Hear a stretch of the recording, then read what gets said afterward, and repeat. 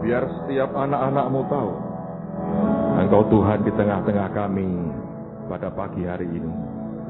Lawat hati kami dan hidup kami. Jangan biarkan satu orang pun pulang tidak mengalami perubahan hidup dan tidak menikmati berkat-Mu. Tuhan, lembutkan hati kami, dibentuk Tuhan sedemikian rupa sehingga hidup kami sesuai dengan kerinduan hati-Mu. Roh Kudus, Engkau yang memberkati kami, memberi kami, melayani kami dengan roh hikmat, wahyu, dan pengertian. Hanya itu yang membuat kami mengerti, Tuhan, apa yang Engkau ingin bagikan pada pagi hari ini. Di dalam nama Tuhan Yesus, semua kita berkata, amen. Silakan duduk, saudara. Yesaya 6 tadi menceritakan bagaimana Nabi Yesaya bertemu dengan Tuhan. Ada suatu pertobatan yang sangat mengagumkan dari seorang nabi besar dalam perjanjian lama. Nabi yang sudah beberapa pasal sebelumnya bernubuat memberitakan akan pesan Tuhan. Tapi ketika dia bertemu dengan Tuhan sendiri, dia berkata, celaka bahwa aku ini seorang yang najis bibir. Dan itu merupakan suatu pengakuan pertobatan yang luar biasa. Tapi kalau kita membaca di bagian awal dari pasal yang ke-6, pada saat Tuhan hadir sebagai Raja, Alkitab memberikan akan deskripsi yang jelas kapan itu terjadinya.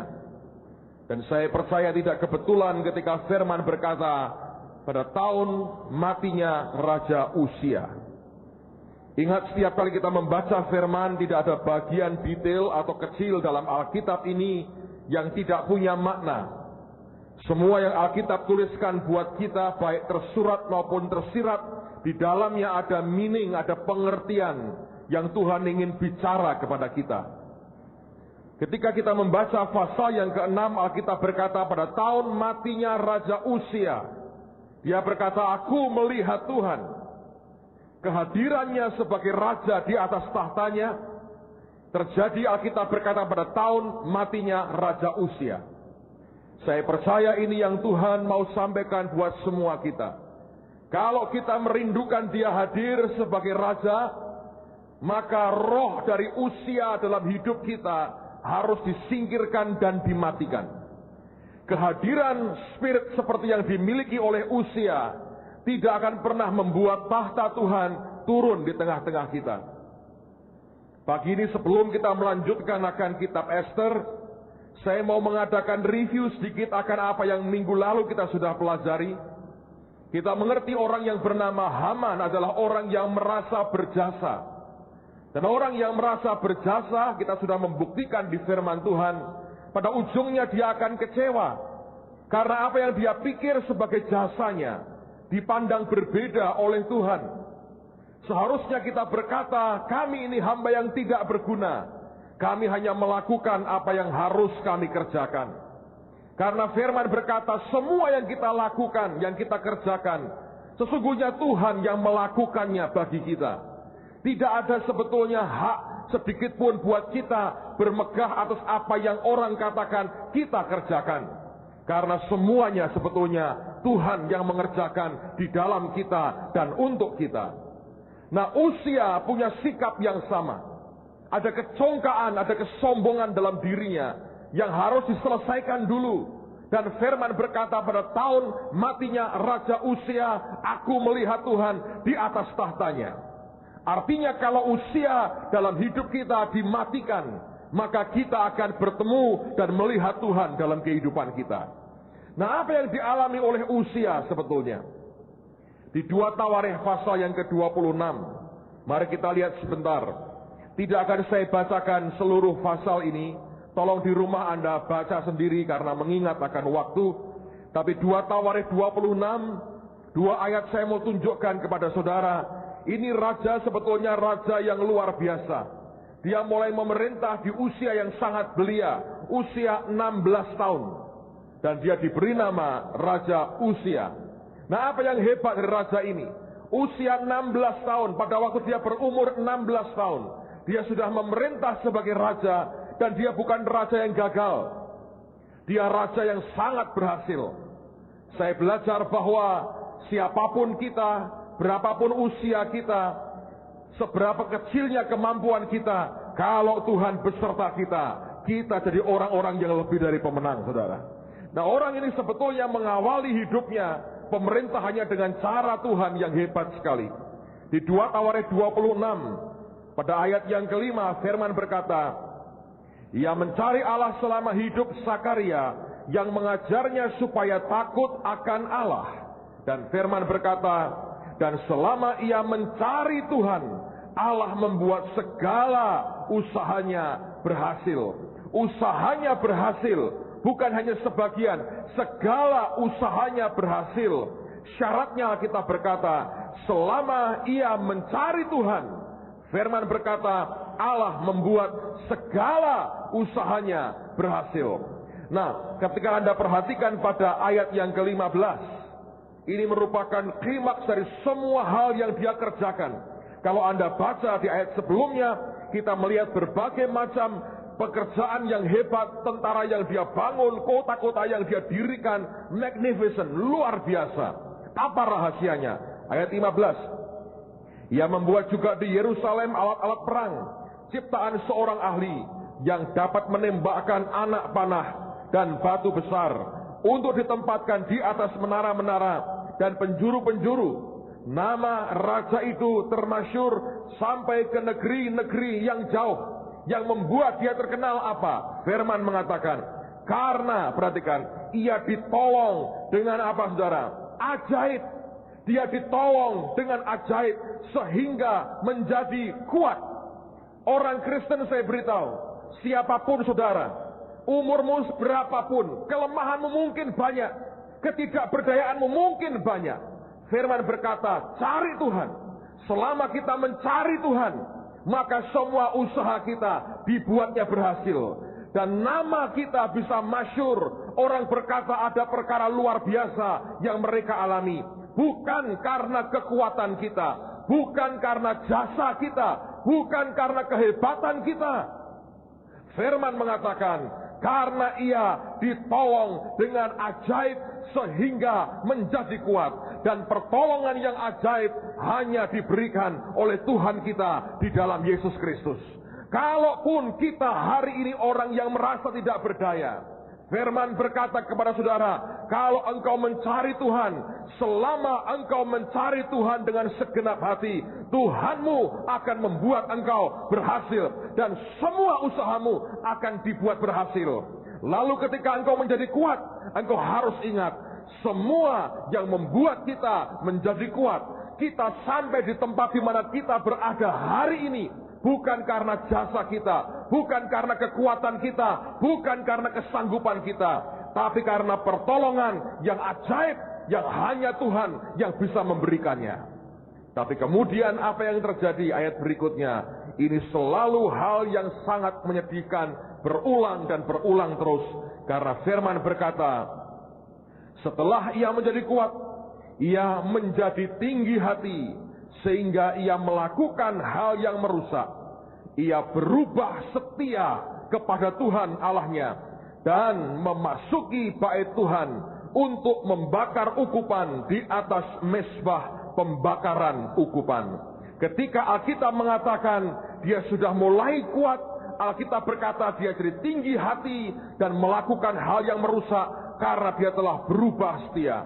Kalau Anda baca akhir kisahnya, dia masuk ke bait Allah, dia membakar ukupan yang seharusnya hanya keturunan Harun yang diizinkan melakukan. Yang dia buat adalah crossing the line. Dia telah menyeberangi garis yang ditetapkan Tuhan dalam hidupnya. Dia bukan seorang imam, dia hanya raja. Dia tidak boleh campuri pekerjaan imam. Tapi kesombongannya berkata, kalau aku berhasil dalam usahaku memerintah sebagai raja, mengapa aku tidak punya hak juga melakukan kewajiban seorang imam? Kalau di sana aku bisa, mengapa di sini aku tidak boleh? Itu muncul karena kesombongan yang luar biasa. Dan kesombongan itu menimbulkan akibat petaka yang mengerikan sekali. Datanglah imam-imam puluhan jumlahnya. Firman berkata, orang-orang yang tegas, dan berkata, Usia, engkau harus keluar. Sekalipun engkau raja, engkau telah berubah setia. Engkau tidak lagi setia. Ini bukan wewenang dan hakmu. Firman berkata, meluaplah marahnya. Anda harus perhatikan, ketika amarah kita gampang tersulut dan gampang meledak, Anda harus berhati-hati. Engkau sudah keluar dari jalur damai sejahteranya Tuhan. Ketika amarahnya keluar, muncul kustanya. Dan sampai hari matinya, dia mati karena penyakit kusta dan dikucilkan. Tidak lagi bisa memerintah atas Israel. Roh seperti itu yang harus dimatikan. Roh yang melupakan bahwa semua yang membuat kita kuat karena Tuhan dan karena pertolongannya yang ajaib harus disingkirkan dalam kehidupan kita. Itu harus jadi kesadaran utuh setiap hari dalam kehidupan kita. Apapun ketika engkau berhasil, engkau harus berani berkata, ini bukan karena aku Tuhan, ini karena engkau yang melakukannya. Ini bukan karena kekuatanku, tapi engkau yang memampukan. Kalau kita bisa bertahan dengan hati seperti itu, satu hari engkau akan berkata, aku melihat Tuhan.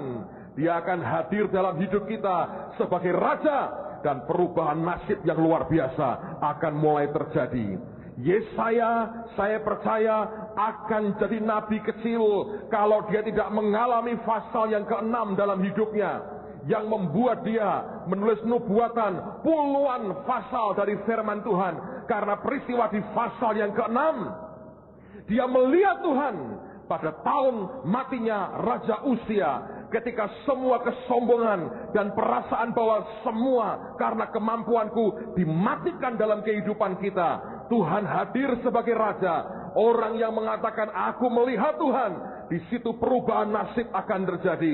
Ketika dia bertobat, dia mengakui semua kesalahannya, maka Tuhan memurnikan lagi kehidupan kita. Saya mau sampaikan demi kasih Tuhan, pada waktu engkau berhadapan dengan dia sebagai raja, dia ingin melihat apakah ada pertobatan dalam hati kita. Apakah ada jeritan seperti Yesaya berkata, celaka aku najis bibir. Waktu kita mengakui semua kesalahan kita, kita bertobat, kita minta ampun ke Tuhan, Tuhan akan menguduskan kita. Dan sejak hari itu nasib kita diubah. Dia akan bertanya, siapa yang akan aku utus? Yesaya berkata, ini aku Tuhan, utuslah aku. Dan sejak itu 60 pasal lagi dia tulis dalam nubuatannya. Dan hari ini orang mengakuinya sebagai salah seorang nabi besar yang pernah hidup di dunia. Dan saya berkata, telah memberkati begitu banyak orang, termasuk hidup kita pada hari ini. Saya berdoa, ingatkan lagi dalam kehidupan kita, dan biarkan roh Tuhan mengingatkan kita. Buang keangkuhan usia yang melupakan segala yang kita nikmati hari ini, semata-mata karena berkat Tuhan, bukan karena kemampuan kita. Amen, saudara. Hal yang kedua yang saya mau sampaikan pagi ini, kembali ke kitab Esther. Kita sudah belajar Haman merencanakan untuk membantai orang-orang Yahudi, dan ditetapkan pada fajar Paskah Yahudi itu akan dilakukan.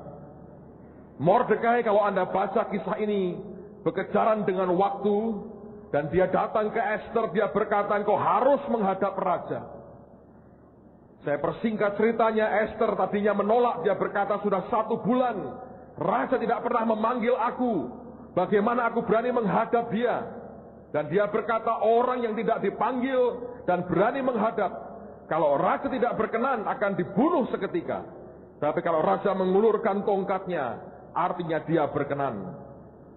Nah, kita membaca seluruh kisah ini, tidak ada waktu untuk kita menghabiskan akan pembacaan Alkitab yang ada. Tapi saya mau berkata kepada saudara bahwa semua kita mengerti bagaimana Ratu Esther akhirnya mengubah keadaan itu. Suatu undang-undang yang ditetapkan raja yang tidak bisa diubah, ternyata oleh karena keintiman, itu menghasilkan perubahan yang luar biasa. Kita mengerti Esther menghadap raja, raja berkenan, diulurkan tongkatnya, dan raja berkata, apa yang kau mau Ratu Esther? Dan ratunya berkata, Aku ingin mengundang raja untuk makan dan minum di tempatku, dan ajaklah Haman denganmu. Raja senang sekali diundang dalam perjamuan Ratu Ester. Dia makan, dia minum, dan dia bertanya lagi, yang kau mau apa? Ratu berkata, tidak sekarang tuanku raja. Kalau berkenan besok datang lagi. Aku akan jamu engkau lagi. Kita makan lagi. Lalu aku akan beritahu yang aku mau. Saya belajar sesuatu, perhatikan baik-baik saudara. Keintiman dengan Tuhan itu merupakan kunci dari segala-galanya. Dan seringkali kita akan menjumpai fakta begini. Keintiman itu akan menunjukkan hasil terbaiknya atau hasil yang luar biasa justru pada saat kritis dalam kehidupan kita. Karena Alkitab mengatakan raja mengeluarkan undang-undang yang tidak mungkin dicabut, dan undang-undangnya berkata fajar pada waktu Paskah Yahudi, orang Yahudi harus dibantai dan dimatikan. Itu undang-undang tidak mungkin dicabut. Dan seperti perintah Tuhan, ketika Tuhan berfirman, dia tidak bisa mencabut perkataannya. Karena Alkitab mengatakan firman yang keluar tidak pernah kembali dengan sia-sia. Seperti rudal, diluncurkan sekali, dia nggak mungkin kembali saudara. Dia harus ke sasaran yang dituju. Tapi perhatikan baik-baik. Ada satu kebenaran yang saya mau sampaikan buat Anda pada pagi hari ini. Sekalipun ada satu kebenaran yang disampaikan, dan Alkitab berkata tidak boleh dan tidak bisa dicabut lagi. Tapi raja bisa mengeluarkan peraturan atau undang-undang yang kedua, yang bisa menetralisir undang-undang yang pertama. Saya ulang lagi. Raja kalau buat undang-undang tidak bisa dicabut. Bahkan raja pun tidak punya hak untuk membatalkan yang dia katakan. Tetapi raja bisa buat peraturan kedua yang menetralisir peraturan yang pertama. Ini yang membedakan antara kita dengan orang dunia. Orang dunia kalau ada diramal nasibmu, wah ini nasibmu begini, takdirmu memang begini nih. Usia sekian mati. Saya beritahu, di dalam Yesus itu ternyata ujungnya sepertinya bisa berubah. Tuhan bisa buat keputusan lain yang menetralisir keputusan yang pertama. Ngerti saudara? Ini bedanya. Kenyataan Ahasveros ketika dia mengatakan fajar waktu Paskah Yahudi, orang Yahudi harus mati. Kalau kita perhatikan, lalu keluar undang-undang kedua yang berkata begini. Tapi orang Yahudi boleh mempersenjatai diri dan membela diri dan membunuh musuhnya. Lalu Mordekai orang Yahudi diangkat sebagai Perdana Menteri. Nah orang berkata, ya sama juga bohong. Saya bunuh orang Yahudi, aku bantai orang Yahudi, Perdana Menterinya orang Yahudi. Kalau aku bantai, dia perintahkan pasukan, gua mati juga. Di tengah kebimbangan mereka, undang-undang yang kedua berkata, orang Yahudi boleh bantai musuhnya. Waktu mereka bimbang, dibantai oleh orang Yahudi. Anda bisa ngerti? Dia tidak mencabut undang-undang yang pertama. Itu seperti begini gambarannya. Misalnya Anda ini seorang jenderal perang yang luar biasa.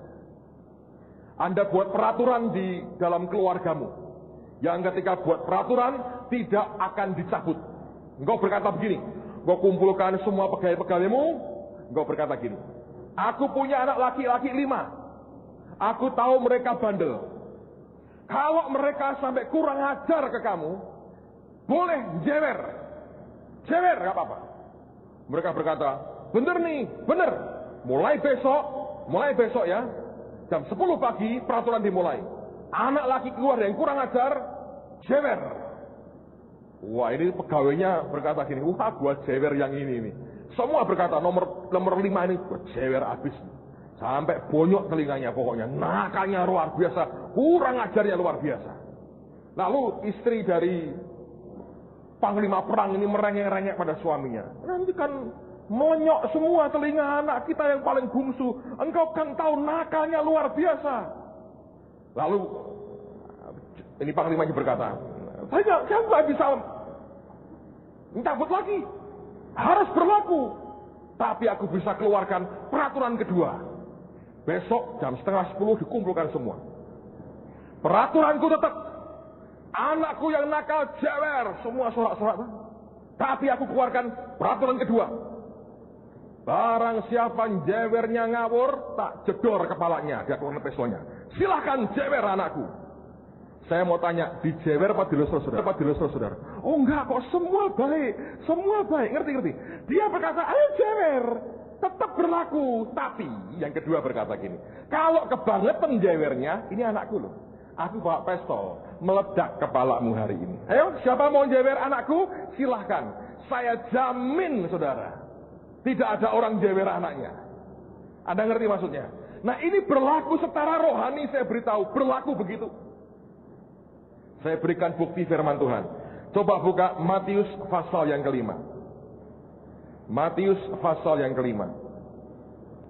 Tuhan itu tidak bisa melanggar perintah, tapi Tuhan tidak akan terjebak dengan perintahnya sendiri. Matius 5 ayat 17 dan 18. Janganlah kamu menyangka bahwa aku datang untuk meniadakan hukum Taurat atau kitab para nabi. Aku datang bukan untuk meniadakannya, melainkan untuk menggenapinya. Karena aku berkata kepadamu, sesungguhnya selama belum lenyap langit dan bumi ini, satu iota atau satu titik pun tidak akan ditiadakan dari hukum Taurat sebelum semuanya terjadi. Dia berkata satu titik aja tidak akan aku tiadakan, tetap berlaku. Oke, lihat sekarang Roma pasal yang ke-6. Ini cara Tuhan menolong anak-anaknya. Roma pasal yang ke-6. Perhatikan pada ayat yang ke-23. Roma 6 ayat yang ke-23. Alkitab mengatakan begini. Sebab upah dosa ialah maut. Sebab upah dosa ialah maut. Sampai kapanpun ini perintah tidak akan dicabut. Pokoknya berdosa neraka. Dosa neraka, dosa neraka. Selesai. Upah dosa ialah maut. Tapi ada hukum kedua yang berkata begini. Tetapi karunia Allah ialah hidup yang kekal dalam Kristus Yesus Tuhan kita. Dia berkata gini. Upah dosa maut. Tapi aku Yesus bayar buat kamu. Kalau kamu terima aku, berarti aku yang bayarin akibat dosamu. Tidak dia cabut hukum yang pertama, tapi ada hukum yang kedua yang menetralisir hukum yang pertama. Dan ini yang sebetulnya seharusnya dimiliki orang-orang percaya. Karena itu saudara, kalau Anda baca kitab Ester, bagaimana hukum yang kedua itu bisa muncul? Itu muncul karena hasil keintiman seorang ratu dengan rajanya. Keintiman yang dia buat, perjamuan makan yang dia buat, minuman yang disajikannya, menciptakan keintiman dengan rajanya. Nah, keintiman seperti itulah yang sebetulnya membuat raja kesentuh hatinya. Dan keluarlah undang-undang baru yang menolong, membuat menetralisir undang-undang yang pertama. Di dalam kehidupan kita, Anda harus mengerti itu. Karena itu yang paling penting buat kita sebetulnya apa? Kita mesti belajar menabung keintiman dengan Tuhan. Sebab ada waktunya di mana, ada saat-saat tertentu, engkau bisa berkata, keintiman itu ternyata memberikan akses yang luar biasa. Kita ketemu dengan Tuhan dan mengubah segala sesuatunya. Hidup di dalam kerajaan surga kurang lebih mirip dengan hidup di Indonesia. Bukan apa yang Anda punya atau apa yang Anda tahu, tapi lebih penting siapa yang engkau kenal. Gitu saudara. Kalau Anda ngerti bapak ini di sini, bapak ini pemimpin departemen ini, bapak ini direktur ini. Kalau Anda kenal siapa yang engkau kenal, itu yang mengubah nasibmu. Ya kan? Makanya kan diprotes, kolusi, tapi seluruh dunia begitu sebetulnya. Anda ke Amerika sekalipun, Anda kenal dengan siapa, itu penting. Kalau orang yang tidak engkau kenal, ya prosedurnya biasa. Begitu kau kenal dengan seseorang, akan berbeda sekali.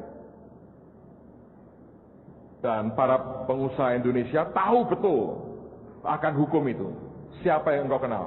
Satu hari kami makan malam di Jakarta dengan seorang teman. Dia pengusaha, lagi makan begitu. Tiba-tiba dia lihat di meja lain itu ada menteri itu, di meja itu ada direktur itu. Dia langsung tidak usah ngomong ABCD, tidak datangin mereka, tidak ganggu mereka kok. Datang ke kasirnya, dia ambilkan kartu-kartunya, kreditnya, dia berkata gini, itu meja itu, oh ya mejanya Pak Menteri ya, ya saya yang bayar. Ini kartu kredit saya, pokoknya kalau dia bayar, saya yang bayar. Udah tinggal saya di meja itu katanya. Dia nggak berkata, saya pulang ya, oh tidak, dia berkata, saya di meja itu, nanti kartunya kalau selesai kembalikan ke saya. Ya Pak, katanya. Dia balik ke meja, kami ngobrol. Setengah jam kemudian, Menteri satu, Direktur BUMN satu, saudara, datang ke meja kami. Berkata, waduh Pak, terima kasih banyak, ngerepoti. Dia berdiri, dia berkata, wah tidak Pak, kehormatan buat saya bisa ikut kebahagiaan Bapak malam hari ini. Terima kasih. Lalu menterinya berkata, mampir dong Pak, kapan-kapan. Iya Pak, nanti kami mampir. Kalau minggu depan Bapak kosong, tanggal berapa katanya? Oh tanggal sekian. Oh saya kosong kok. Boleh ya Pak, saya mampir? Boleh. Dalam hati saya bilang, puluhan miliar dia akan dapat habis ini. Bayar berapa juta makan? Ingat ya saudara. Tapi keintiman dijalin. Saudara dengan Tuhan, saya beritahu, mirip sama. Kenyataan. Ya, serius. Kalau engkau nabung ingat ya saudara. Tapi keintiman dijalin. Saudara dengan Tuhan, saya beritahu, mirip sama. Kenyataan. Ya, serius. Kalau engkau nabung keintiman dengan Tuhan, berbeda sekali. Engkau kenal yang punya surga. Itu berbeda. Loh Pak, tapi saya ketemu dia kok tiap kali saya sembahyang, saya baca Alkitab. Belum tentu intim. Saudara kan tiap minggu ketemu temanmu sebelahmu. Apakah intim dengan mereka? Belum tentu. Belum tentu. Suami istri aja belum tentu intim. Malah kayak orang asing dan musuh besar. Ya kan? Dengan Tuhan ternyata antara ketemu dengan intim dengan dia itu berbeda. Yang saudara mesti rindukan dalam hidupmu adalah, Tuhan, aku mau punya keintiman dengan Engkau. Aku ingin bisa ngeladeni Tuhan dengan hatiku dan hidupku. Aku ingin berbuat sesuatu bagimu yang membuat Engkau disukakan.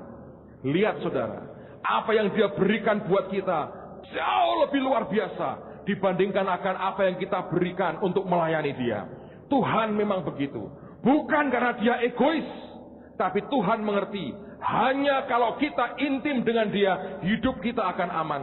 Tapi kalau kita intim dengan dunia, hidup kita akan hancur. Bukan karena Tuhan itu maniak, gila keintiman dengan kita, dan egoisnya besar. Tidak sama sekali. Sebab Tuhan mengerti, kalau engkau tidak dengan dia, hidupmu pasti akan rusak. Tapi kalau engkau dengan dia, engkau menikmati kebahagiaan Tuhan yang luar biasa. Nah ini prinsip yang sebetulnya Anda dan saya mesti pegang. Coba buka Yehezkiel pasal yang ke-34. Kitab Nabi Yehezkiel pasal yang ke-34.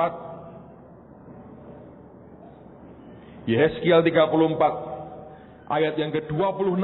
Ini janji Tuhan buat orang yang hidupnya intim dengan Tuhan. Yehezkiel 34 ayat yang ke-26.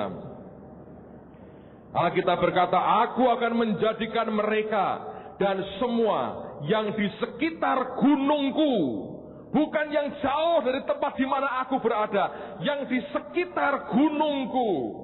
Istilah itu menunjukkan kepada tahta Tuhan, di mana Tuhan itu tinggal. Dia berkata, mereka yang di sekitar gunungku, yang tidak jauh-jauh dari aku, yang mendekat kepadaku, yang di sekitar gunungku, dia berkata, aku akan menjadikan mereka dan semua yang di sekitar gunungku menjadi berkat. Aku akan menurunkan hujan pada waktunya. Itu adalah hujan yang membawa berkat. Dia berkata, kalau orang dekat dengan aku, tinggal di sekitarku, aku jadikan mereka berkat. Dan aku memberkati mereka. Karena aku mau mereka jadi berkat bagi orang lain. Keintiman dengan Tuhan membawa akan perubahan-perubahan yang luar biasa di dalam kehidupan kita.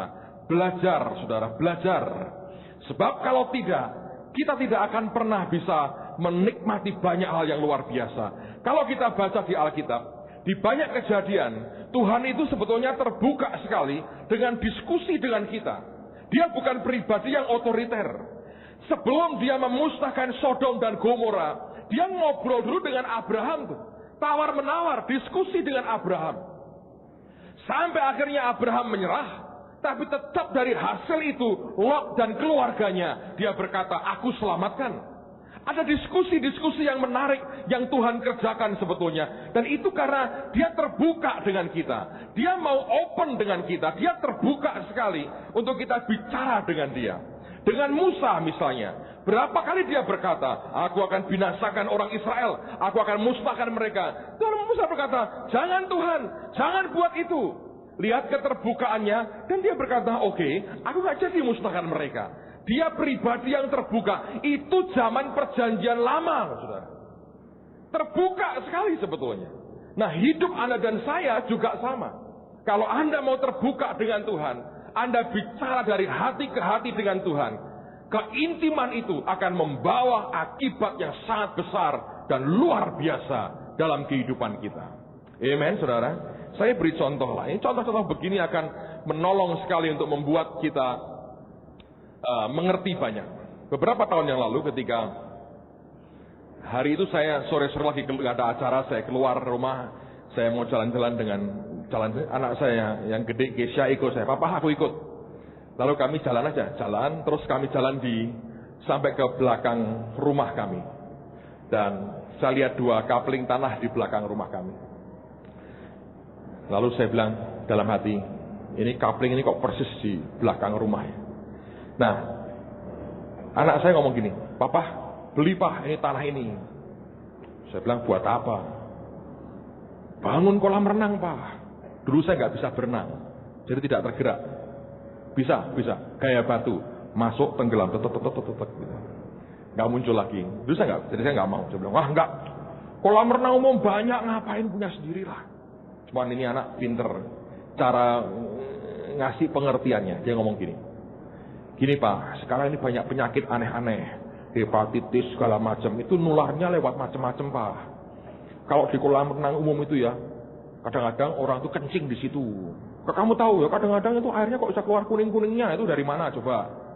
Orang meludah di situ, umbelnya keluar di situ, semua kalau berangan itu liurnya keluar, itu kan kuman semua. Nah, masa aku suruh di situ nanti aku kena penyakit macam-macam. Nah, kalau orang tua diomongi anaknya kena penyakit kan langsung, iya ya, mikirkan saudara, ngerti saudara? Ngerti. Saya bilang gini, wah repot lah, enggak. Terus saya ngomong gini, ya kalau kamu mau ya berdoa sendiri. Dalam hati saya nggak bisa berenang, mau kolam renang. Saya kepleset kecemplung, malah mati tenggelam, saya repot. Saya berkata, kamu berdoa sendirilah. Terus saya bilang, ya nanti aku berdoa. Tapi papa mesti bantu doa. Loh, kenapa mesti papa ikut-ikut? Nah, papa deket sama Tuhan. Kalau minta mesti dikasih. Oh lah, enakmu sendiri. Nggak bisa. Kamu doa sendiri. Dia bilang, ya nanti aku doa sendiri. Gak lama dia pulang. Saya belum pulang, saya masih di situ, saudara. Lalu saya ngomong sama Tuhan. Saya bilang, Tuhan, ini anakmu ini. Kalau lagi punya masalah, saya bilang anakmu. Kalau lagi bangga, anakku.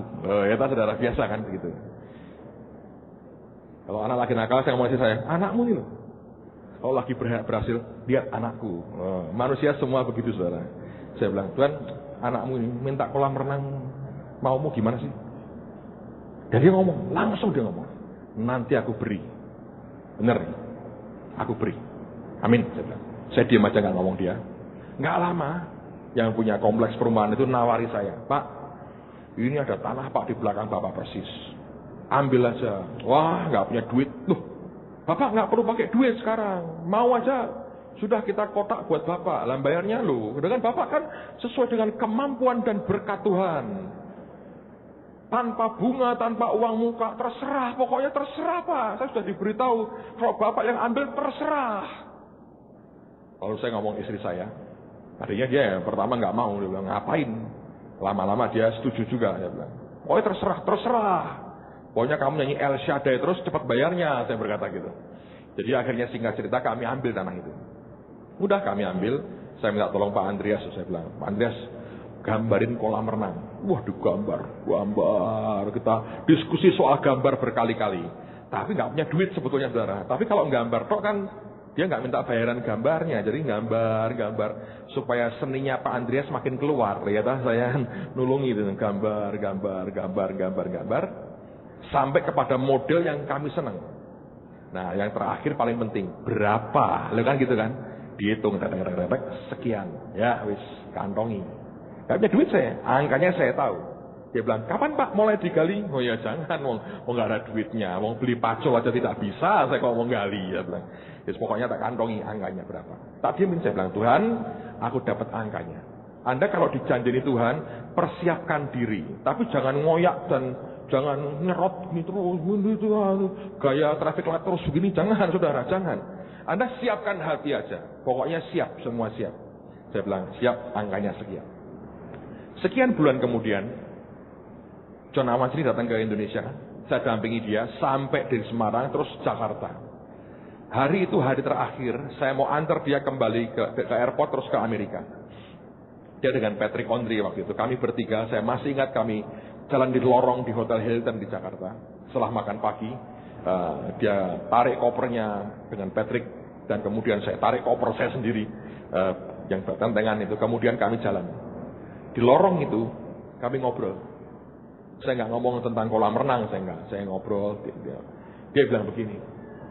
Dia tahu di belakang rumah saya itu ada tanah. Dia pernah nyarankan saya untuk beli tanah itu. Lalu kemudian dia tanya gini, Master, itu tanah di belakang rumahmu bagaimana? Oh, sudah saya beli. Berapa? Saya bilang sekian. Cara bayarnya begini. Wah, dia bilang di Amerika nggak ada. Iya, di seluruh dunia juga nggak ada. Saya bilang ini memang hebat sekali. Terserah ini bagus sekali. Ini model kerajaan surga terbaru. Terserah. Tapi kalau dapat penipu saudara, habis ditipu orang. Harus punya integritas kita. Lalu dia ngomong begini sama saya.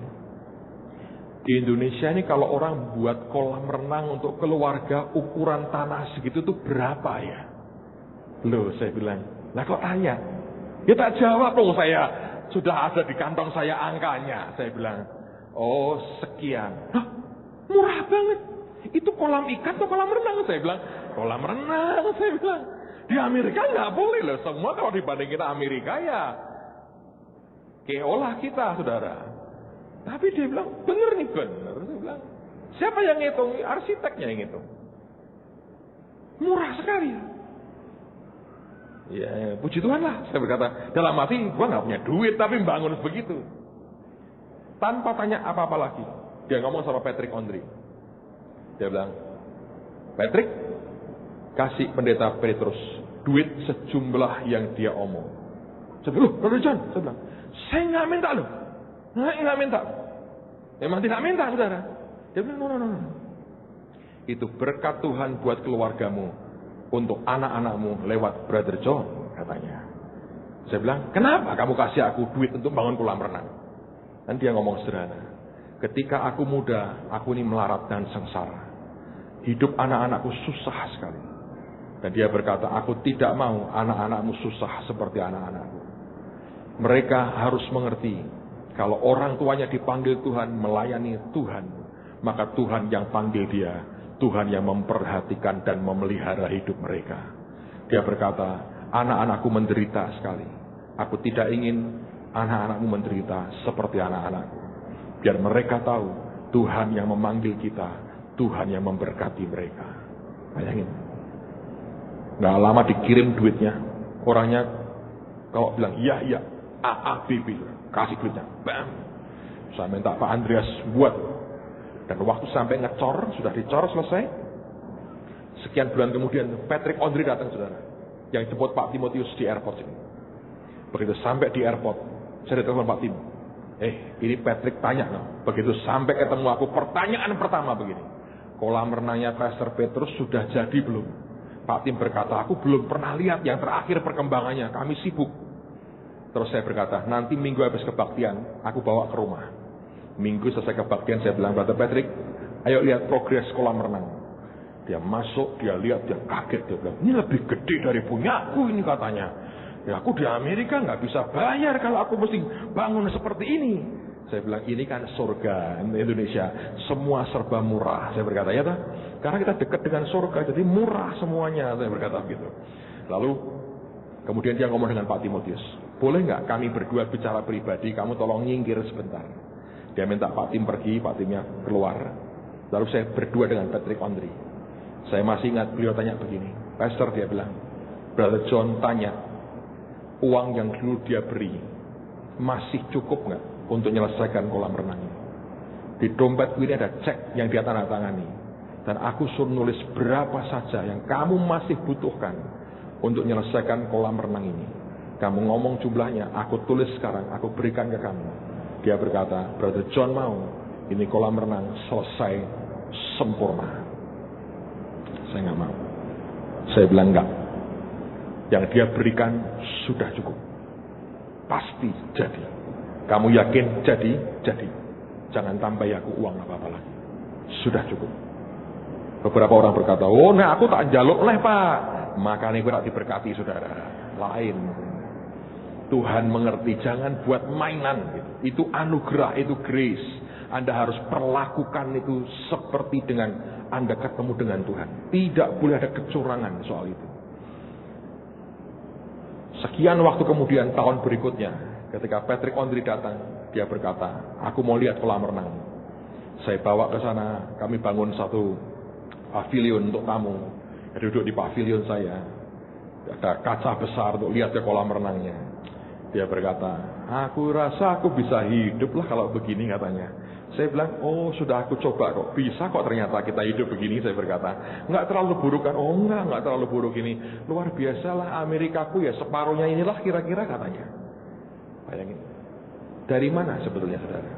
Saya nggak mau cerita apa-apa, tapi hanya saya mau berkata gini, kalau Anda bisa intim dengan Tuhan, banyak urusan itu kemudian jadi mudah dan urusan jadi lancar. Hidup di Indonesia mengajari kita hidup di surga. Bukan apa yang engkau punya dan apa yang engkau tahu, tapi siapa yang engkau kenal. Masuk kerajaan surga bukan berkata, Tuhan, Mazmur 119 aku hafal semua. Dan berkata, aku tak kok itu. Ayat berapa aku lali sebetulnya, dia bilang. Tapi kamu kenal siapa di sini? Engkauku Tuhan. Dia berkata, engkaumu punya urusan sendiri. Kamu kenal Yesus? Ya pernah dengar lah katanya. Dia bilang bukan itu. Bukan apa yang Anda tahu, tapi siapa yang engkau kenal. Amen, saudara. Keintiman dengan Tuhan itu menyelesaikan begitu banyak masalah yang secara manusia orang berkata, ini nggak mungkin selesai.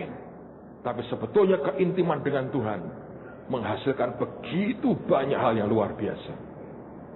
Pak Yusak baru cerita dengan saya, sekian tahun yang lalu ketika anaknya Bu Iin lagi kuliah di Belanda, satu hari ada satu mata pelajaran yang dia nggak lulus, saudara. Berulang-ulang ujian nggak lulus, berulang-ulang nggak lulus, sampai frustrasi. Lalu kemudian Tuhan ngomong sama Iin, ngomong ini, kamu minta papahmu mendoakan kamu, nanti kan lulus. Langsung ngebel Bandung, dia bilang, Pak, Tuhan bilang papa suruh doakan aku, nanti lulus. Nah, ketika berdoa Tuhan ngomong, ya memang kamu yang harus mendoakan. Ketika didoakan, sekali doa saudara, ujian langsung lulus. Kok bisa saudara? Alkitab menceritakan, sahabat-sahabat Ayub, Tuhan berkata, kalau bukan Ayub yang mendoakan kamu, tak aniaya kamu. Kalau Ayub mendoakan kamu, aku berkati kamu. Tuhan seringkali minta, yang ini harus mendoakan. Mengapa Ayub? Dalam kitab Yehezkiel ada 3 nama rupanya yang berkesan di hati Tuhan. Nuh, Ayub, dan Daniel. Satu hari, orang Israel itu berdosa begitu besar. Mereka nyembah setan sampai pada klimaks dosa.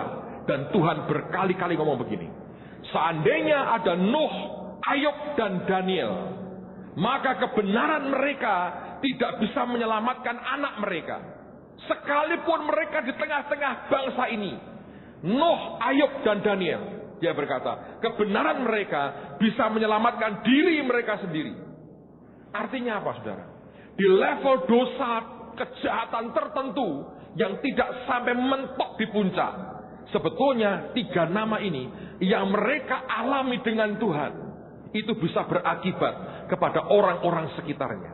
Karena itu kalau Anda baca dalam kitab Raja-Raja misalnya, seorang raja berseru, Yosafat berkata, Tuhan, Engkau tahu ini tanah engkau berikan kepada Abraham sahabatmu.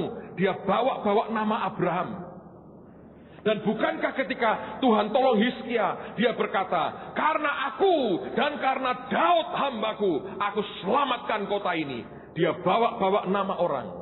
Ada orang-orang yang punya kedekatan hati dengan Tuhan yang berbeda dengan orang-orang lain. Orang-orang yang punya keintiman yang berbeda dengan orang-orang kebanyakan. Orang-orang seperti itu ternyata mendapat tempat yang khusus di hati Tuhan. Dan saya mau berdoa, saya berkata kepada saudara, milikilah hati yang seperti itu. Nah, orang bertanya, Pak, bagaimana caranya? Aku bisa mulai mengalami keintiman dengan Tuhan seperti itu. Kemarin sore Pak Ardian sharing satu ayat, saya mau baca buat saudara. Ini jawaban step yang penting buat kita. Sakaria pasal yang ketiga, dan kita akan selesai setelah ini. Kitab Nabi Sakaria, itu tepat sebelum Maleaki. Maleaki kitab terakhir perjanjian lama. Ini Sakaria pasal 3 ayat 6 dan ayat yang ke-7. Sakaria pasal 3 ayat 6 dan ayat yang ke-7. Sakaria 3 ayat 6 dan ayat yang ke-7. Alkitab berkata, lalu malaikat Tuhan itu memberi jaminan kepada Yosua, katanya. Ini jaminan yang luar biasa. Dia berkata begini, beginilah firman Tuhan semesta alam. Apabila engkau hidup menurut jalan yang kutunjukkan. Jadi yang pertama dia minta, hidup menurut jalan yang kutunjukkan. Artinya apa? Hiduplah seperti yang firman ajarkan. Hidup dalam kejujuran. Istri satu aja, jangan 15. Ya toh? Kalau Anda, Pak saya 2,5. Nah, itu 2,5 tidak seperti jalan Tuhan.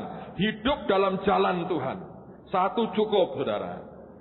Saya banyak menjumpai orang akhirnya menyadari bahwa istri satu cukup karena itu banyak laki mati duluan, gitu.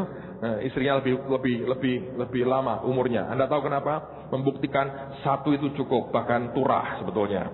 Sampai Anda mati tetap istrimu belum mati juga. Kenapa bisa begitu? Istrinya luar biasa soalnya, Anda biasa-biasa. Rupanya ini banyak teraniaya di rumah sehingga mati duluan. Well, tidak harus begitu. Kadang-kadang begitu juga. Jadi yang pertama, engkau harus hidup menurut jalan yang kutunjukkan. Jangan ngawur. Jangan menciptakan kebenaran sendiri. Jalan seperti yang Tuhan katakan. Lakukan bagianmu. Dengan Tuhan, sembah Tuhan. Belajar menyembah Tuhan. Kembalikan perpuluhan. Bayar nasarmu. Didik anak-anak dengan benar. Hidup dalam doa yang sehat. Baca Alkitab. Kenali Tuhan, lakukan yang Dia perintahkan. Berikan dukungan kepada orang-orang yang susah. Doakan satu dengan yang lain. Dan seterusnya. Hidup seperti yang aku tunjukkan. Dan dikatakan, melakukan tugas yang kuberikan kepadamu. Tugasnya seperti yang ditugaskan. Yang diotorisasi Tuhan. Jangan buat yang unauthorized. Ingat cerita tentang penjahit dan kain minggu lalu. Saya harap itu masuk di hati saudara. Dan dikatakan, melakukan tugas yang kuberikan kepadamu. Jadi Anda mesti hidupnya benar. Kemudian yang kedua, lakukan tugasmu dengan baik. Jangan crossing the line. Kalau Anda bagianmu ini kerjakan segenap hati. Ini tugas yang Tuhan berikan buat saya. Lakukan karena Tuhan. Oke? Teruskan lagi. Maka engkau akan memerintah rumahku. Anda akan mulai diberi kepercayaan. Mulai naik hidupmu. Ada pemerintahan otoritas dalam kehidupan kita. Dan mengurus pelataranku. Anda akan mulai mengurus pelataran Tuhan. Kalau Anda mengerti di bait Allah, pelataran tempat orang untuk menyembelih akan korban. Di situ engkau harus ngurus akan korban, sacrifice. Itu kepercayaan Tuhan yang mulai diberikan. Otoritas diberi, kepercayaan diberi. Anda mulai memberikan korban-korbanmu, itu merupakan kepercayaan. Dan di level ini saja sebetulnya secara keuangan Anda akan diberkati. Bukan sekedar untuk membuat engkau tambah kaya, tapi engkau jadi bendahara kerajaan surga.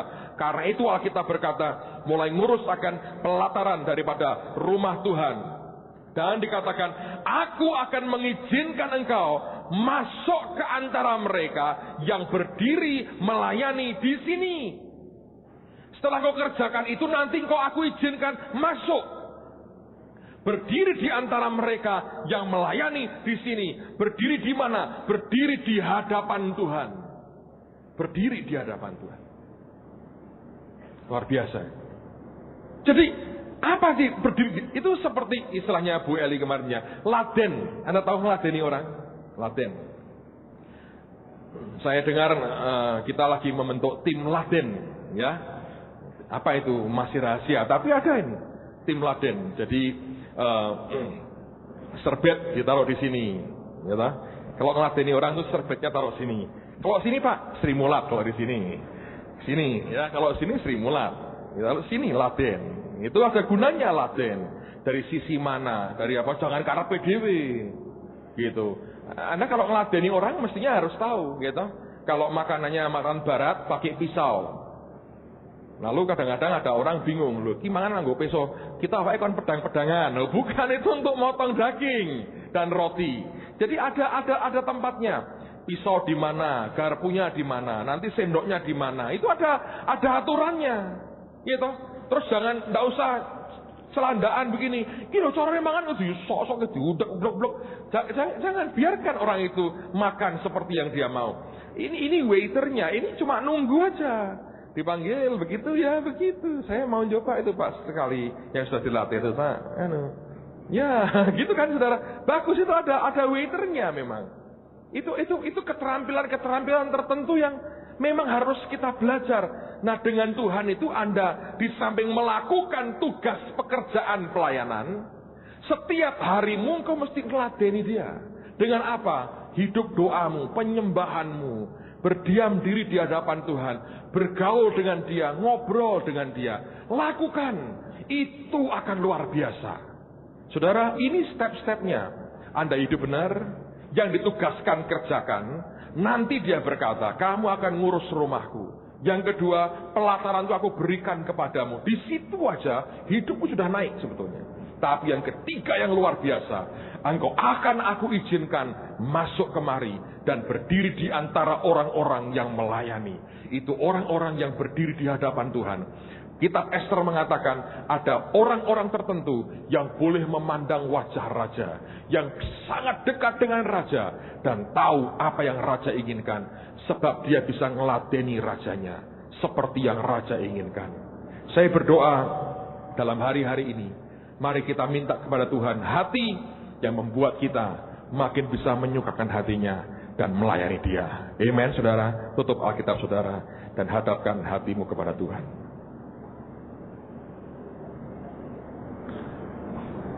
Thank you Lord. Mari semua angkat tangan di hadapan Tuhan. Hamba berdoa engkau memberkati anak-anakmu Tuhan. Berikan keintiman dengan Tuhan itu mulai terjadi dalam hari-hari ini. Tuhan, kami rindu dekat kepadamu. Bukan sekedar beraktivitas di luar, tapi hidup kami punya kedekatan, keintiman dengan Tuhan.